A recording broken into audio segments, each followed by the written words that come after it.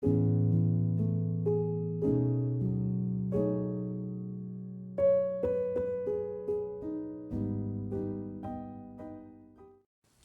source d'inspiration pour cette série de photos, c'est le photographe allemand Stefan Moses, dont tu admires beaucoup le travail, qui est un photographe des années 50. Raconte-nous son travail et comment tu t'es inspiré de lui.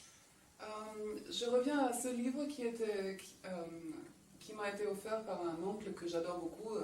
C'était un grand architecte, ou c'est toujours un grand architecte Dominique.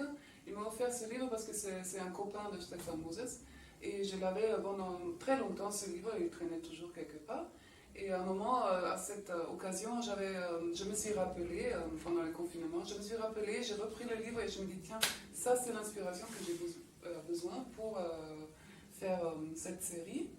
Et sauf la différence, Stefan Moses s'est promené en Allemagne des années 50, 60, il a travaillé pour le magazine Stern, qui est un grand magazine, et il se promenait avec son écran éphémère.